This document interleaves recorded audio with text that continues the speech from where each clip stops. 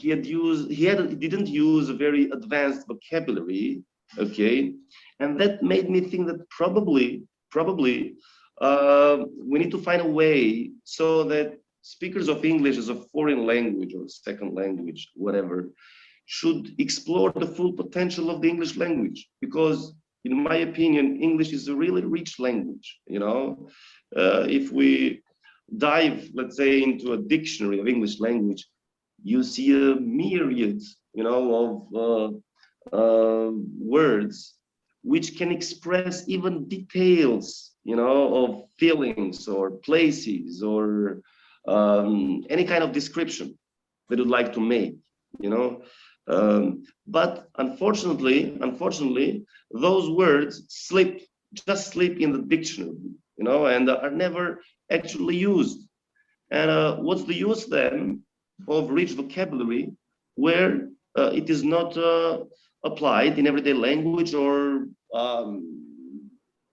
in context where it's necessary, like writing an academic essay? Okay, well, I'm not saying that we should use advanced vocabulary when having a coffee with a friend in a bar. Of course, we're going to use the language there. But he actually needed to go abroad and he needed to get a high score in IELTS, but he didn't. And I think that one of the reasons was his poor vocabulary. Okay, he really wanted to get an 8+ or something like that, or 7+ score in IELTS to study abroad. So, and another reason is that I completed my PhD in English synonyms. And that was the time, when I myself found out that, well, English is richer than I thought. Although I had an idea since I was a student that English is rich, and there are many words.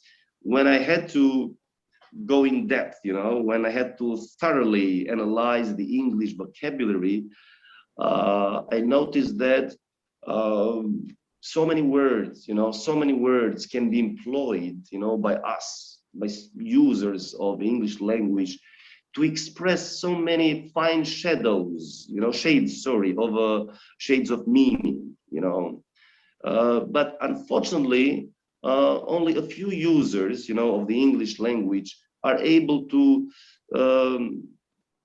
fully exploit this potential of the English language. Okay, and many speakers just use a kind of as I mentioned in the book, an intermediate, vocabulary, right, which is a survival. You can get by, with some English. Everybody can go. Yeah, of course. But I mean, to have that kind of advanced vocabulary, which is suitable for your purpose. For example, you may have some basic vocabulary, but you're going to get a very low score in IELTS or TOEFL, for example, etc. And the more I analyzed the English vocabulary, the more conscious I became of the diversity of the lexicon, of the vocabulary of the English language. Not only in terms of origins, I could notice that, okay, there are 5 words from different languages, but as a matter of fact, they don't express the same meaning. Okay, I don't know, in English we say begin, start, and that's what many people use here. Either begin or start, okay? Right. And they think they are totally interchangeable, okay? Actually, they're not interchangeable because we say start the car, but not begin the car, for example, okay? When you start the car. Right. But then almost nobody uses the word commence, exactly, which is a French word. It's formal. It's formal. Yeah, but okay, sometimes in a formal context, you may need to use formal words, Exactly. In a formal essay, for example. Which is what I like about your book. In addition to...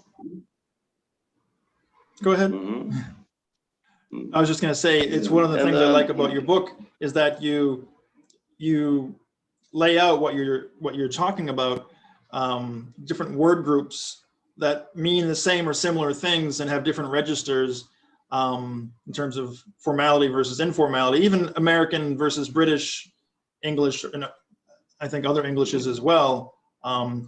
As I was saying earlier, before we started recording, there are some British terms that were new to me.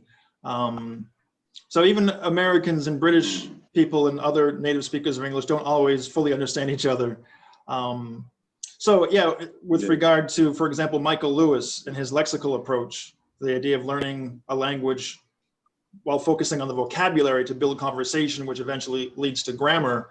I think this is a great resource because it's academic, yet it's accessible to intermediate or higher English learners.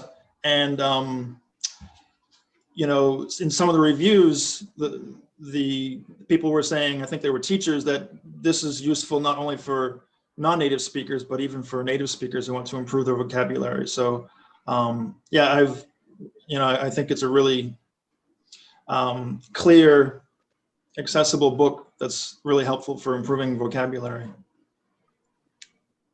Sure. Yeah, it's almost the same in different languages, you know, even in my native language, you know, we actually make use of only a small percentage of the vocabulary, you know, as we said.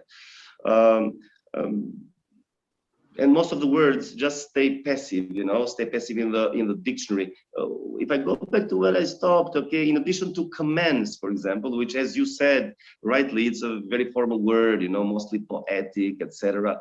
But then, if we're not happy with that, we can also add initiate, you know, to initiate the process, which is also formal and borrowed from Latin language as well. And then, of course, we have to set off, you know, to kick off for the match, etc., etc. So the problem is that, for example, we use some words, we think that we know the meaning, but we overgeneralize the meaning.